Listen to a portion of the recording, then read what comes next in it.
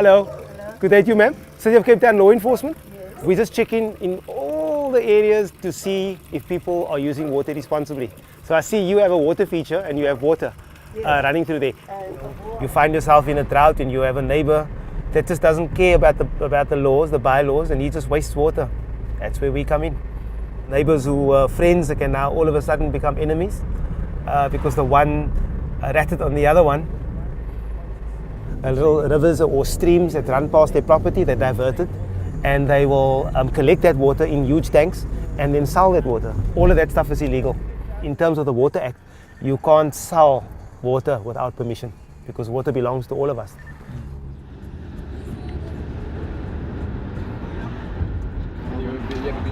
Communal taps created a bit of the illusion that people in those areas waste more water. It's not really the case. It's just that it's visible. You can see it's a communal tap. People are queuing for water, and the tap runs all the time.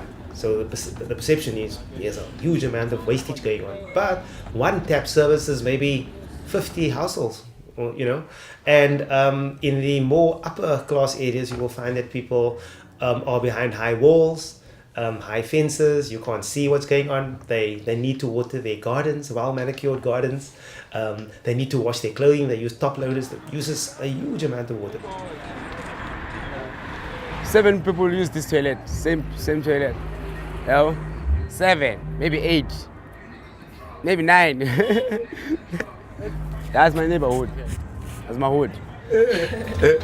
Maybe when you want to wash something, so you can't wash it because you have to store water maybe to cook later or to do some other things. So you have to prioritize. So it's quite expensive because every day you have to buy, every day.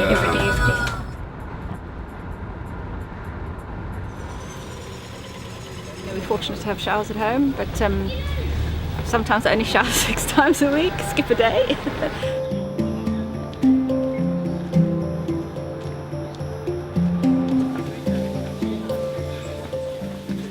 You've got 6,000 litres of water a month, so it's about 50 litres per person per day.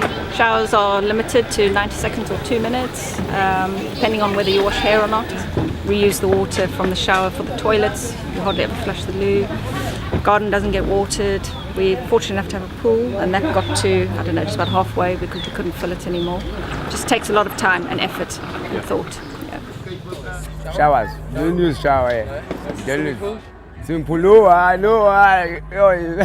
It's been a while. I've never been. Swimming pools, I know, no space.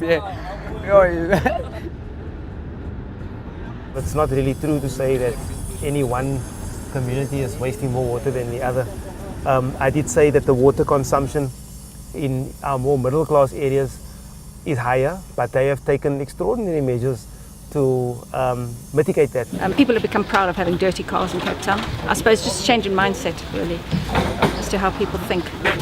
So there's a lot of people that are buying into this thing, and I think they're quite proud. Even if we have a good a period or winter period where a nice amount of rain falls, it still won't break the drought completely. We need at least 2 to 3 rainfall periods, meaning winter, that is good and sustained, and then we will break the drought.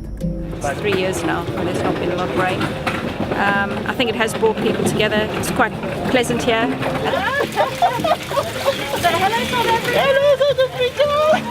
It's a great leveler in society because everyone is affected, albeit in different ways. And when people go and they queue for water at the springs, whether you are a doctor or a surgeon or a street sweeper or whatever, you all stand in the same queue and you have to wait your turn. The different demographics in society are able to meet each other and chat to each other and maybe see that there's not such a lot of things that separate them.